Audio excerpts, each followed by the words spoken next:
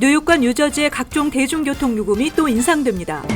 하원이 가족이나 부모를 동반하지 않은 이민 수용소의 어린이들의 여건 개선 법안을 통과시켰습니다. 회장 대행 체제로 운영해오던 뉴저지 한인회가 다시 박은림 회장 체제로 전환합니다. 뉴욕주 등 미 전국 21개 주가 트럼프 행정부의 연방 빈곤선 기준 하향 추진에 반발하고 나섰습니다.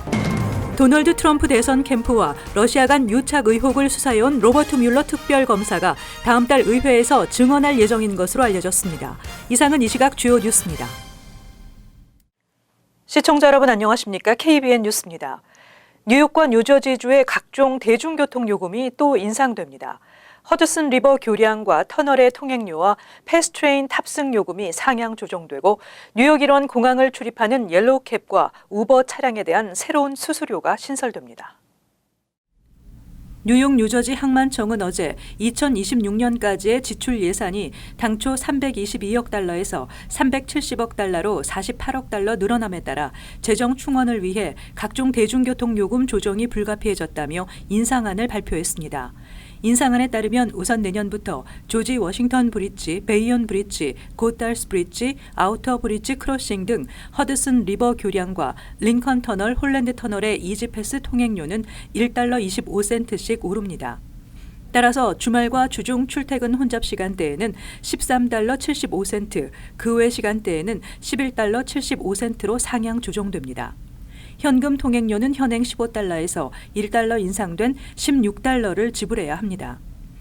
특히 이번 인상안에는 탑승자가 3명 이상인 이지패스 이용자들에게 적용하는 카풀 할인 통행료 제도를 폐지하는 내용이 포함됐습니다. 뉴욕과 뉴저지를 잇는 패스트트레인의 경우 1회 탑승 요금은 2달러 75센트로 유지되지만 10회 이용권은 현행 21달러에서 올해 11월 25달러로 내년 11월 다시 26달러로 두 번에 걸쳐 모두 5달러가 인상됩니다. 20회 이용권도 현 42달러에서 올해 11월 50달러, 내년 11월 52달러로 오르고 40회 이용권은 현 84달러에서 올해 11월 100달러, 내년 11월 104달러로 상향 조정됩니다. 이번 인상안에는 뉴욕 일원 주요 공항을 운행하는 차량 호출 서비스 차량을 대상으로 4달러의 공항 출입 수수료를 새롭게 부과하고 옐로우캡에는 4달러의 픽업 수수료를 신설하는 방안을 포함하고 있습니다. 항만청은 이 같은 내용의 인상안에 대한 공청회를 다음 달 16일부터 시작해 모두 6차례 개최해 의견을 수렴한 후 9월 말 이사회 표결을 통해 최종 결정한다는 방침입니다. 하원이 연방 이민 당국을 숫자적으로 압도하는 수천의 이민자 가족과 부모를 동반하지 않은 어린이들의 여건을 개선하는 것을 목표로 하는 45억 달러 규모의 법안을 통과시켰습니다. 하원은 어제 찬성 230대 반대 195로 이민자 지원 법안을 채택했습니다. 민주당 의원들이 찬성한 반면 공화당 의원들은 반대표를 던졌습니다. 상원 역시 이번 주 중 이민자 관련 법안을 표결할 예정입니다.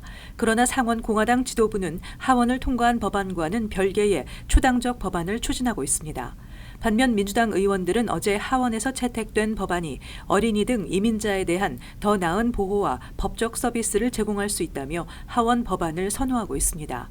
의원들은 끔찍할 정도로 열악한 텍사스주의 시설에 수백 명의 이민 어린이들이 수용돼 있음이 알려지면서 이민자 지원 관련 예산을 7월 4일 의회가 휴회에 들어가기 전인 이번 주 내로 승인해야 한다는 압력을 받아왔습니다.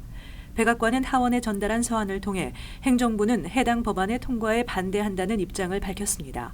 백악관은 이 법안은 현재 위기에 대응하는 데 충분한 자금을 확보하지 못하는 데다 행정부의 국경 강화 노력을 방해할 의도를 가진 당파적 조항들이 담겼기 때문이라고 지적했습니다. 회장 대행 체제로 운영해오던 뉴저지 한인회가 다시 박은림 회장 체제로 전환합니다. 박 회장이 27대와 28대에 이어 다시 회장을 맡게 됐는데요. 추석 잔치 등 행사를 위해 어쩔 수 없다는 입장입니다. 임동규 기자가 보도합니다. 뉴저지 한인회가 다시 박은림 회장 체제로 바뀌게 됩니다. 회장 선임의 난항을 겪어온 뉴저지 한인회는 어제 기자 간담회에서 지난주 전직 회장들의 추인을 받아 새 회장이 선임될 때까지 박은림 회장 체제로 전환을 결정했다고 밝혔습니다. 단지 29대 한인회가 아닌 28대 한인회의 연장으로 규정하기로 했습니다. 뉴저지 한인회는 한인회가 회장 대행이라는 비상대책위 체제로 운영되면서 이사회 소집과 추석 대잔치 등 행사 준비에 많은 부분 제약을 겪어왔다며 임기 연장 결정 이유를 설명했습니다. 박은님 회장은 도움이 절실한 한인 동포를 위해서라도 뉴저지 한인회는 존재해야 된다며 회장직 제안 수락 이유를 밝혔습니다.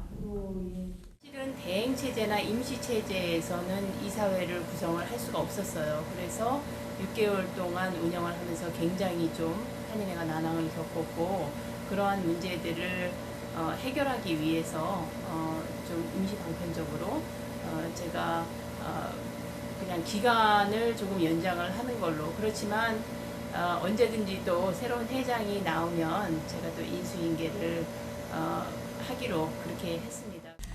두 번의 회장 임기를 마친 박 회장의 회장직 복귀에 한인사회 비판도 예상됩니다.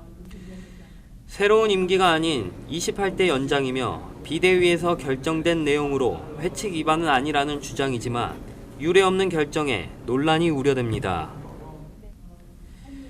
박 회장은 적합한 회장이 나타나면 언제든지 회장직에서 물러나겠다며 한인사회 협조를 당부했습니다. KBN 뉴스 임동규입니다. 한국 정부가 다음 달 16일부터 6개월 이상 국내에 체류하는 외국인에게 의무적으로 건강보험 가입을 하는 제도를 시행하는데요. 이와 함께 올 하반기부터 명의를 빌린 건강보험 부정 사용을 막기 위해 입원 진료 시 본인 확인 절차를 강화한다고 밝혔습니다. 한국건강보험공단이 건강보험 부정수급을 막기 위해 병원협회와 업무협약을 체결하고 진료 시작 단계에서 내원자의 신분증을 확인해달라고 요청했습니다. 이에 따라 병원급 의료기관은 빠르면 하반기부터 입원 환자에 대해서 자율적으로 신분증 확인을 통해 건강보험 가입자 여부를 파악하게 됩니다. 현재 의료기관에는 신분증 확인 의무가 없어 미국 등지에서 한국에 있는 친지나 지인 명의의 건강보험 부정 사용이 많았습니다. 공단에 따르면 2015년에서 2017년 건강보험증 부정사용 진료 건수는 총 17만 8,237건으로 이 기간 다른 사람의 건강보험증을 사용해 외래 진료를 받은 인원은 3,895명이었으며 금액은 총 40억 원으로 1인당 평균 100만 원꼴이었습니다. 공단은 또 행정안전부와 경찰청에서 실시간으로 신분증 발급 일자를 받아 자격 시스템과 연결하는 방안도 추진 중입니다. 한편 한국 정부는 다음 달 16일부터 6개월 이상 국내에 체류한 외국인이 의무적으로 건강보험에 가입하게 하는 당연 가입 제도를 시행합니다. 지역 가입자로 편입되는 외국인이 매달 내야 하는 보험료는 최소 11만 원 이상입니다. 외국인이 보험료를 체납할 경우 다음 날부터 바로 급여가 제한되며 일정 금액 이상 보험료를 체납하면 비자 연장도 제한됩니다. 지난해 말 기준으로 국내 등록 외국인은 175만 명이며 이 가운데 97만 명은 건강보험에 가입돼 있습니다. 미국을 포함한 재외 동포들을 대상으로 5억 원이 넘는 해외 금융 계좌를 가진 사람은 오는 7월 1일까지 한국 국세청에 신고해야 합니다. 뉴욕 총영사관이 어제 공지한 국세청의 안내문에 따르면 올해부터 재외 동포들의 해외 금융계좌 신고 기준 금액이 기존 10억 원에서 5억 원으로 낮아짐에 따라 5억 원이 넘는 해외 금융계좌는 오는 7월 1일까지 신고해야 합니다. 한국 거주자와 한국 법인은 지난해 해외 금융계좌에 보유한 현금, 주식, 채권, 펀드, 보험 상품 등의 잔액이 매월 말일 중 하루라도 5억 원이 넘었다면 그 내역을 신고해야 합니다. 신고서는 한국 관할세무서에 제출하거나 국세청 홈택스를 통해 전자 신고하면 되고 신고하지 않을 경우 미신고 금액의 최대 20%의 과태료가 부과되며 미신고 금액이 50억 원이 넘는 사람은 형사처벌과 명단 공개 대상이 됩니다. 또 해외 사업장이나 지점, 지분 100%를 보유한 해외 현지 법인 등이 보유한 해외 금융계좌도 모두 신고해야 합니다. 다른 사람의 명의로 개설한 차명계좌의 경우는 명의를 빌려준 사람과 실제 명의자 모두 신고해야 합니다. 한국 국세청은 역외 탈세를 통한 자산의 부당한 해외 유출을 방지하고 역외 세원 관리를 강화하기 위해 지난 2011년부터 해외 금융계좌 신고 제도를 시행하고 있습니다. 도널드 트럼프 행정부가 연방 빈곤선 기준 하향을 추진하고 있는 가운데 뉴욕주 등 미 전국 21개 주가 즉각 반발하고 나섰습니다. 레티샤 제임스 뉴욕주 검찰총장 등 전국 21개 주 검찰총장은 어제 백악관 예산관리국에 연방정부의 복지 수혜 자격을 결정하는 연방 빈곤선 산출 방식을 연쇄 소비자 물가지수로 변경하는 안에 대한 공식 의견 서한을 전달했다고 데일리 뉴스가 어제 보도했습니다. 제임스 뉴욕주 검찰총장은 현재 낙후된 연방 빈곤선 산출 방식 변경의 필요성에 대해서는 공감하지만 트럼프 행정부가 추진하는 방안은 뉴요커와 빈곤선 아래 삶을 살고 있는 미국인들에 대한 전쟁 선언과 마찬가지라고 밝혔습니다. 제임스 검찰총장은 백악관이 추진하는 것은 결국 수백만 명의 미국인들이 기본적인 삶을 영위하기 위해 꼭 필요한 복지 서비스를 못 받게 하는 것이라고 강조했습니다. 연방 빈곤선 산출 방식이 변경될 경우 2019년 4인 기준 빈곤선은 연소득 25,750달러이며 현재 전 미국인의 12.3%에 해당하는 4천만 명이 해당됩니다. 지난해 불법 체류자들을 취업시킨 고용주 적발을 위한 연방 이민당국의 직장 급습 작전에 형사 기소된 고용주는 11명에 불과했지만 무려 11만 2천 명의 불법 종업원이 적발돼 형사 기소된 것으로 알려지면서 논란이 일고 있습니다. 시라큐스대 산하 업무기록평가정보센터가 최근 공개한 통계에 따르면 연방이민세관 단속국은 지난해 4월부터 올해 3월까지 1년 동안 11명의 고용주를 불법 체류자를 고용한 혐의로 형사 기소했으며 이중 유죄 판결을 받고 징역형을 선고받은 고용주는 3명에 불과했습니다. 업체가 형사 기소된 곳은 단 한 건도 없었습니다. 이와는 달리 지난해 불법 취업으로 형사 체포된 이민자는 11만 2천 명에 달했습니다.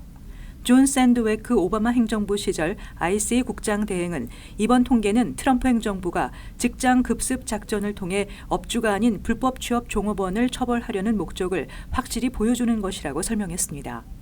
ICE는 지난 2월 샌디에고에 있는 한인 대형마켓 체인인 시온마켓을 급습해 26명의 불법 체류 신분 직원을 체포했고 지난 4월에는 텍사스 댈러스의 한인 중소기업을 급습해 280명을 무더기 체포하기도 했습니다. 도널드 트럼프 대선 캠프와 러시아 간 유착 의혹을 수사해온 로버트 뮬러 특별검사가 다음 달 의회에서 증언할 예정인 것으로 알려졌습니다. 뮬러 특검의 의회 증언은 하원 민주당이 소환장을 발부한 데 따른 것으로 뮬러 특검은 의회 증언에서 22개월간 이어진 트럼프 대통령을 상대로 한 수사와 관련한 의원들의 질문에 답할 것으로 보입니다. 민주당 소속인 제리 네들러 법사위원장과 애덤 시프 정보위원장은 어제 발표한 공동 성명에서 미국인들은 러시아의 미국 민주주의에 대한 공격, 트럼프 캠프의 러시아와의 결탁, 트럼프 대통령의 사법 방해 혐의에 대해 특검이 조사하고 발견한 내용에 대해 특검으로부터 직접 듣기를 원한다고 밝혔습니다.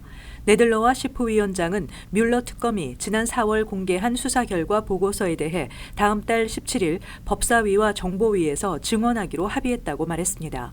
뮬러 특검은 지난 4월 의회에 제출했던 448페이지 분량의 수사 보고서에 나온 내용 이상으로 의회에서 증언하는 것을 주저해왔습니다.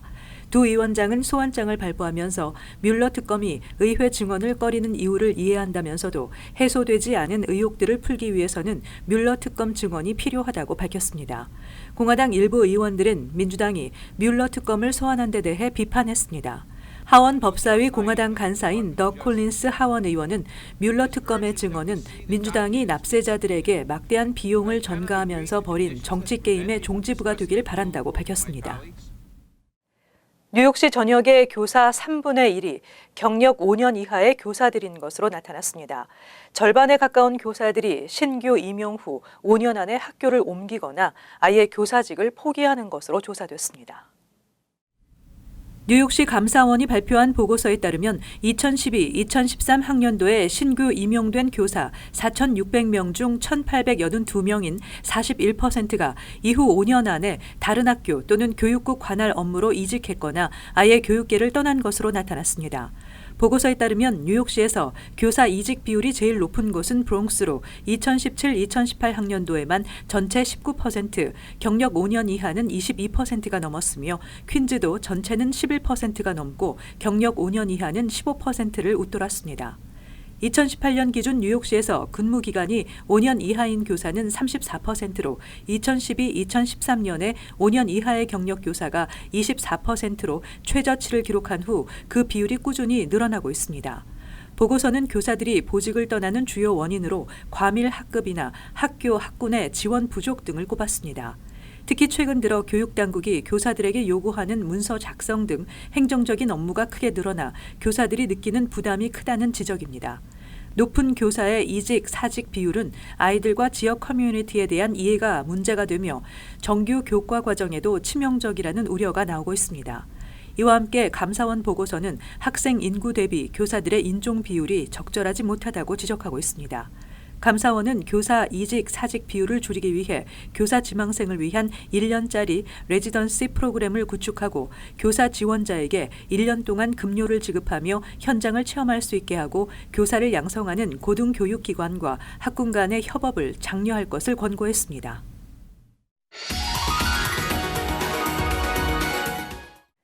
이어서 LA 지역 한인사회 소식입니다. 캘리포니아주가 건강보험 가입을 의무화하고 이를 이행하지 않으면 벌금을 부과하는 법안을 추진하고 있습니다. 캘리포니아주 의회와 상원은 공화당에 의해 사라진 오바마 케어를 부활시켜 주민들의 건강보험 가입을 의무화하고 이를 이행하지 않는 주민들에게 벌금을 부과하는 새 법안을 통과시켰습니다. 오바마 케어는 바락 오바마 전 대통령이 주도했던 건강보험 시스템 개혁 법안으로 정부와 기업이 비용 부담을 거들어 무보험자 3,200만 명의 건강보험 가입 의무화가 골자입니다. 하지만 지난 2017년 도널드 트럼프 대통령과 공화당에 의해 오바마 케어가 폐지됐습니다. 한편 새 법안이 게빈 뉴섬 캘리포니아 주지사의 서명을 받게 되면 캘리포니아주는 매사추세츠와 뉴저지, 벌몬트주, 워싱턴 DC에 이어 건강보험 미가입자에게 벌금을 부과하는 주가 될 예정입니다. LA시가 공유전자 스쿠터와 자전거 사용 시 법을 위반할 경우 운전자들에게 벌금을 부과하는 법안을 추진하고 있습니다. LA시 의회는 LA 경찰국과 교통국에 전자 스쿠터와 공유 자전거 이용과 관련한 사건들을 검토하고 위법자들에게 부과할 수 있는 벌금을 조사할 것을 지시했습니다.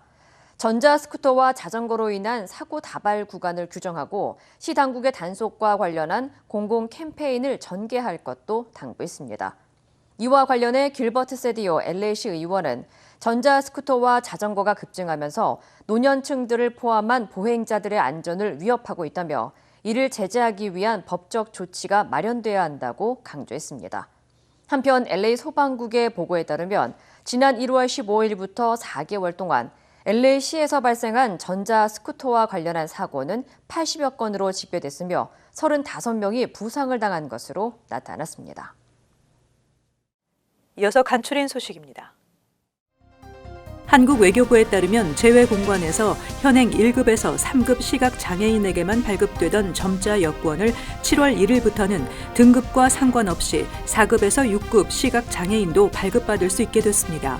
이번 조치는 장애인 등급제를 폐지하는 내용을 골자로 한 장애인 복지법이 개정됨에 따른 것입니다. 점자 여권에는 성명과 여권 번호, 발급일, 만료일 등 주요 여권 정보가 게재된 투명 점자 스티커를 여권의 앞표지, 뒷면에 부착하는 방식으로 제작됐습니다. 메트로폴리탄 교통공사 이사회는 24일 난폭 승객 이용 금지안을 뉴욕주 의회에 승인해 줄 것을 요청하기로 결정했습니다. 법안은 전철이나 버스 이용 중 운전사와 승객을 대상으로 중범죄나 성범죄를 저지르는 상습범은 일정 기간 이용이 금지됩니다. 뉴욕시경은 대중교통 이용 시 중범죄나 성범죄를 저질러 2회 이상 체포된 이들을 상습범으로 간주하고 있습니다. 뉴저지 중독예방센터 발표에 따르면 지난 2018년 12세 이하 100명이 약물을 사용해 자살을 시도한 것으로 집계됐는데 이 같은 수치는 10여 년 전에 30명에 비해 230%나 급증한 것입니다. 이번 통계에 따르면 사춘기에 접어드는 12세의 경우 68건으로 특히 80%는 여아로 나타났습니다. 학계에서는 미성년자 자살이 증가하는 것과 관련해 소셜미디어가 나쁜 영향을 주는 것이 한 요인일 수 있다고 밝혔습니다. 뉴욕주 하원 주택개발위원회는 최근 30세대 이상 규모의 아파트를 신축할 경우 전체 세대의 25%를 저소득층과 중산층용으로 할당할 것을 의무화하는 법안을 가결시켰습니다. 만약 아파트 개발 업체가 저소득층 주택 공급 의무를 이행하지 않을 경우 총 공사비의 25%에서 30%에 해당하는 금액을 정부가 징수할 수 있도록 하는 내용도 법안에 포함되어 있습니다. 법안은 아직 주 상원 본회의 통과 절차를 남겨두고 있습니다. 계속해서 환율과 증권 소식입니다.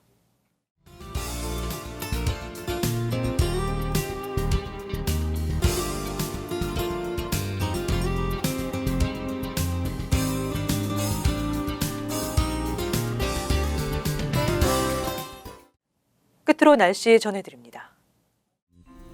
목요일 대체로 맑겠으나 습도가 있겠습니다. 낮 최고 기온은 89도, 섭씨 영상 32도, 밤 최저 기온은 69도, 섭씨 영상 21도 예상됩니다. 금요일 역시 대체로 맑겠으나 습도가 높겠습니다. 토요일 가끔 흐리고 오후에 비나 소나기 내리겠습니다. 이상으로 KBN 뉴스를 마칩니다. 시청해주신 여러분 고맙습니다.